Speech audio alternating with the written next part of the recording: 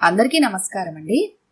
ఈరోజు మనం వాణిశ్రీ గారు రచించిన అప్పుల అప్పారావు అనే ఓ చక్కటి కథను విందాం. ఇక కథలోకి వెళ్దాం.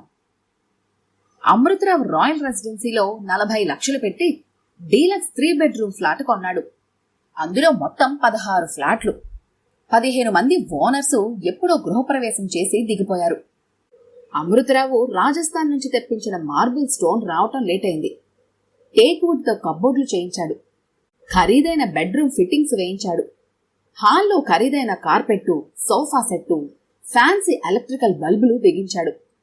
బంధుమిత్రులను ఆహ్వానించి అట్టహాసంగా గృహప్రవేశం చేశాడు.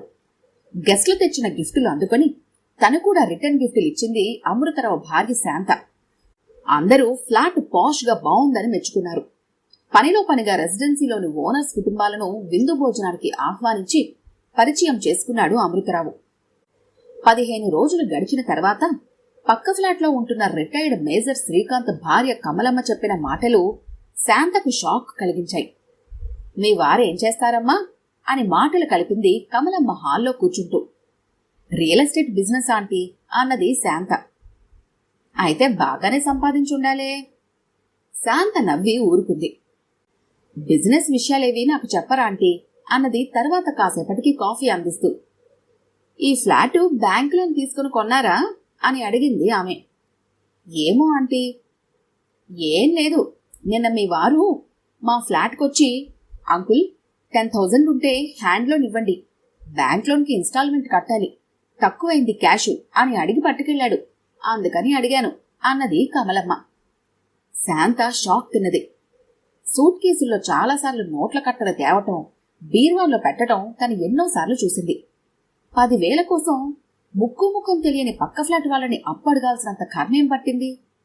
బ్యాంకు వాళ్ళు ఏమైనా ఇంటికొచ్చి ఇన్స్టాల్మెంట్ కట్టమని గొంతు మీద కూర్చున్నారా? కమలమ్మ గుచ్చిగుచ్చి అడిగితే తల కొట్టేసినట్టయింది శాంతకి.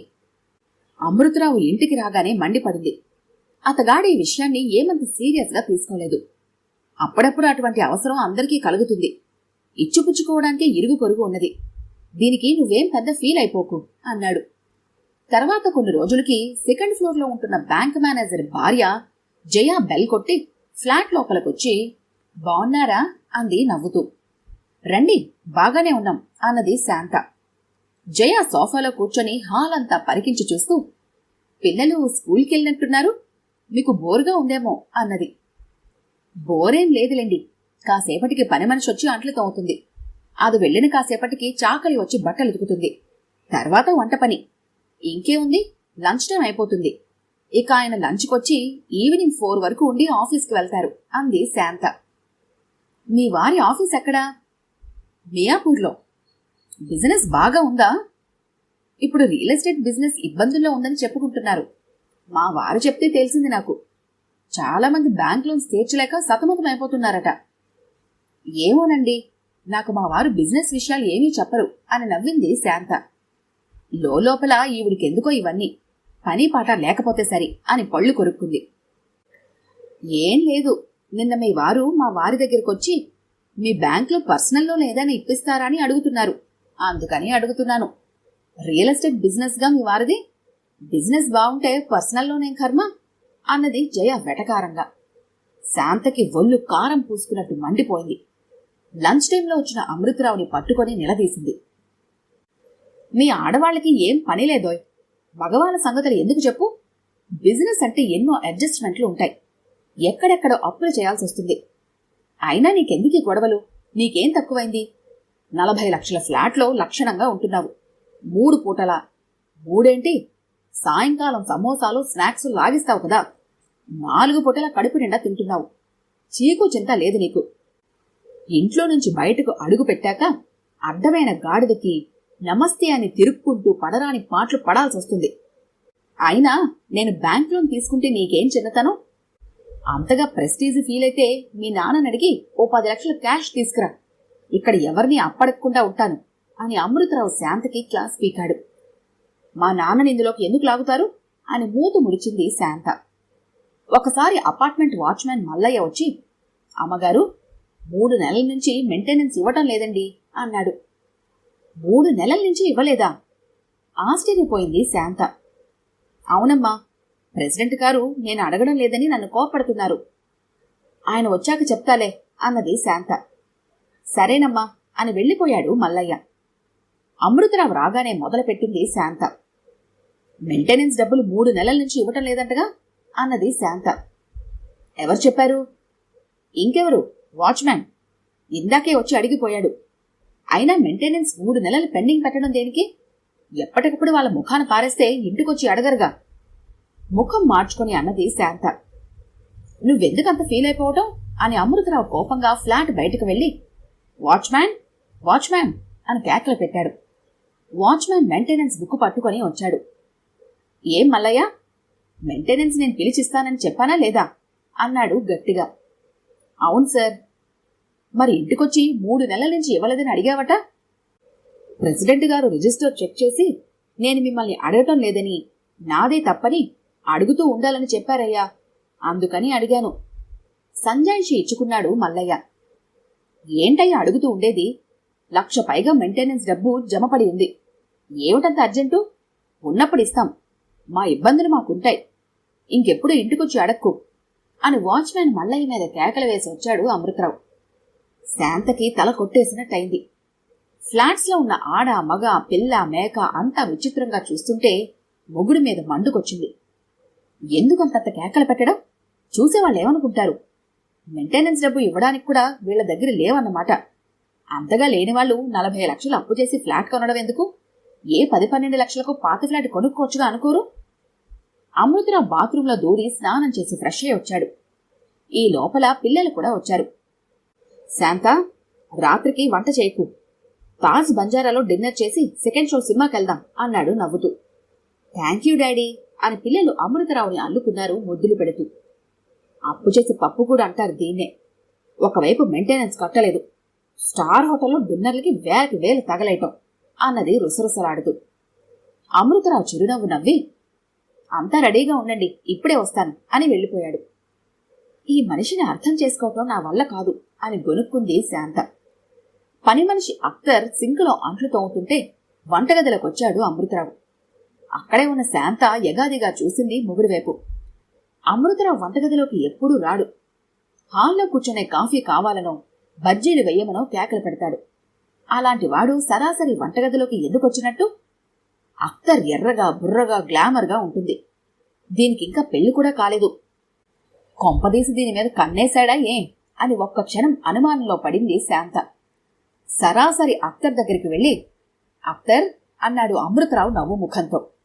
అఖ్తర్ ఉలిక్కిపడి ఏమిటి సాబ్ అన్నది కొంచెం బెదిరిపోయి. శాంత దగ్గి నేనెక్కడే ఉన్నాను అన్నది కోపంగా.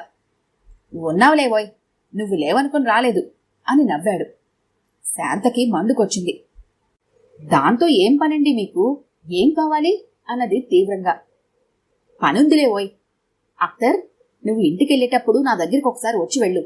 బెడ్రూమ్లో వెయిట్ చేస్తూ ఉంటాను అన్నాడు.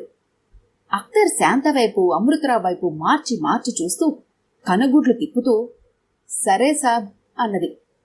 అమృతరావు శాంత వైపు కొంటగా చూసి చిలిపుగా నవ్వుతూ వెళ్ళిపోయాడు. శాంత పళ్ళు పటపటలాడించింది. వెధవేషాలు కూడా మొదలుపెట్టాడన్నమాట. అమ్మా, ఎంతకు తెగించాడు! కట్టుకున్న పెళ్ళం ఎదురుగా ఉండగానే దాన్ని బెడ్రూంలోకి రమ్మని పిలుస్తాడా? వీళ్ళిద్దరి సంగతి తేరుస్తాను. గరిట కాల్చి వాత పెట్టకపోతే నా పేరు శాంతే కాదు అనుకుంది ఉడికిపోతూ. అఖ్తర్ పని ముగించుకొని సాబెందుకు బెడ్రూంలోకి రమ్మన్నాడు, పోయొస్తానమ్మా అంది. శాంత అఖ్తర్ని బెడ్రూంలోకి పోనిచ్చి వాకిలి దగ్గర నిలబడింది. అఖ్తర్ లోపలికి రాగానే అమృతరావు తలుపులు బిగిచ్చేస్తాడేమో అనుకుంది. కాని అలాంటిదేమీ జరగలేదు. లోపల నుంచి మాటలు వినిపిస్తున్నాయి. అఖ్తర్, మీ బస్తీలో జంగ్లీ యూసఫ్ అనే లీడర్ ఉన్నాడంట కదా, నీకు ఎరికేనా? ఎరికే సాబ్, మా భాయ్కి దోస్త్. క్యా హోనా సాబ్ అని అడిగింది అఖ్తర్. యూసఫ్ అప్పిస్తాడంట కదా, అర్జెంటుగా 5 లాఖ్ అప్పిప్పిస్తావేమోనని అన్నాడు. నేనా సాబ్? నువ్వే. యూసఫ్ దగ్గర అప్పు ఇప్పించావంటే నీకు మంచి నజరానా ఇస్తాను, ఏమంటావు? భాయ్తో చెప్తా సాబ్. అచ్చా అన్నాడు అమృతరావు. అఖ్తర్ బెడ్రూంలోంచి వస్తుంటే శాంత వడివడిగా వెళ్లి సోఫాలో చతికిల పడింది ఏమీ ఎరగని దానిలా. ఏంటే అఖ్తర్, అయ్యగారు ఏమన్నాడు? నీతో ఏంటి పని అని అడిగింది శాంత. సాబుకి అప్పు ఇప్పియాలనంట అని ముసిముసి నవ్వులు నవ్వుకుంటూ వెళ్ళిపోయింది. శాంత నెత్తి నోరు బాదుకుంది. ఎంత హీనమైపోయింది! ఆఖరికి తమది అప్పుల బతుకని పని మనిషికి కూడా తెలిసిపోయింది. ఇప్పటికే అపార్ట్మెంట్లో కనిపించిన వారినల్లా అప్పులు అడుగుతూ ఉంటే అప్పులు అప్పారావని నిక్నేం తగిలించి నవ్వుకుంటున్నారంతా. కర్మ! ఆ రాత్రి తండ్రికి ఫోన్ చేసి విషయమంతా వివరంగా చెప్పి, ఇక్కడ తలెత్తుకోలేకపోతున్నాను నాన్న, అంతా అప్పులు అప్పారావని నవ్వుకుంటున్నారు, నువ్వొకసారి వచ్చిపో అన్నది శాంత. మర్నాడు లంచ్ టైంకి దిగాడు శాంత తండ్రి వెంకట సుబ్బయ్య. రండి మావయ్య, మిమ్మల్ని రమ్మని కాల్ చేద్దామనుకుంటున్నాను, మీరే వచ్చారు. అంతా కులాసానా అన్నాడు అమృతరావు. కాల్ చేద్దామనుకుంటున్నారా? ఎందుకు? అప్పడగడానికేగా అని పళ్ళు పటపటలాడించింది శాంత.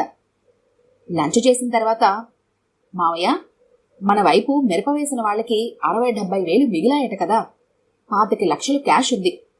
రోడ్డుకి దగ్గరలో మెట్ట పొలం, నల్లరేగడి ఉంటే బేరం చేయండి అన్నాడు అమృతరావు. శాంత తల తిరిగి మూర్ఛ వచ్చినట్లయింది. మొగుడు చెప్పేది నిజమా జోకా? ఒకవైపు ఇక్కడ అందరికీ 5,000, 10,000 అప్పులు చేస్తూ అక్కడ పొలాలు కొంటాడా? వెంకట సుబ్బయ్య కూతురు వైపు ప్రశ్నార్థకంగా చూశాడు. ఏంటల్లుడు, నువ్వేదో ఇక్కడ అందర్నీ అప్పులు అడుగుతున్నావని? మామగారి మాటలకు అడ్డొచ్చాడు అమృతరావు.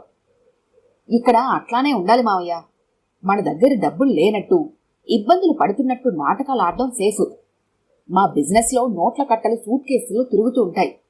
ఇక్కడ ఆ విషయం తెలిసేది, లీక్ అయ్యేది తెలిసిన వాళ్ల ద్వారానే. పట్టపగలే దోచుకెళ్లే ఛాన్స్ ఉంది. అందుకే అందర్నీ అప్పులు అడుగుతూ అప్పుల అప్పారావుగా పేరు తెచ్చుకున్నాను. ఇంకో ఉపయోగం కూడా ఉంది, నన్నెవ్వరూ అప్పులు అడగరు అని పక్కపక్క నవ్వుతూ అన్నాడు అమృతరావు. ఈ సంగతి నాతో ఒక్క ముక్క అనొచ్చుగా అంటూ బొంగమూత పెట్టి అన్నది శాంత, అమృతరావు వైపు క్రీగంట చూస్తూ. అమ్మో, మీ ఆడవాళ్ల నోట్లో నువ్వు గింజ నాంతుందా? 1000 రూపాయలుంటే 1,00,000 రూపాయలున్నట్టు పోజులు కొడతారు. నీకు బడాయిలు ఎక్కువ అన్నాడు అమృతరావు. మా అమ్మాయికి తొందరపాటు ఎక్కువలే, నేనింకేంటో అనుకొని హడలిపోయాను. సరే వెళ్ళొస్తాను, శాతవాహనకి టైం అయింది అన్నాడు వెంకట సుబ్బయ్య. 2 రోజులుండు నాన్న, నువ్వసలు రానే రావు, ఎప్పుడొచ్చినా చెప్పులు కాళ్లకు పెట్టుకొని వస్తావు అన్నది శాంత. లేదమ్మా, అర్జెంటు పనులున్నాయి, మిరపనారు కోసం వెళ్ళాలి అన్నాడు వెంకట సుబ్బయ్య. అమృతరావు కోటు జోబులోంచి సరికొత్త 1000 రూపాయల నోట్ల కట్ట తీసి మామగారి చేతికిచ్చి, ఏదైనా కుదిరితే బయానా ఇవ్వండి అన్నాడు. బయానా 1,00,000 ఎందుకు? ఉంచండి మావయ్య అన్నాడు అమృతరావు. శాంత కళ్ళు మిలమిలా మెరిశాయి. తను భయపడినట్టు తన భర్త అప్పులప్పారావు కాదు, అపర కుబేరుడే అనుకొని మురిసిపోయింది. ఈ కథ కనుక మీకు నచ్చినట్లయితే లైక్ చేయండి, షేర్ చేయండి. మరిన్ని ఇంట్రెస్టింగ్ కథల కోసం మా ఛానల్ని తప్పకుండా సబ్స్క్రైబ్ చేసుకోండి.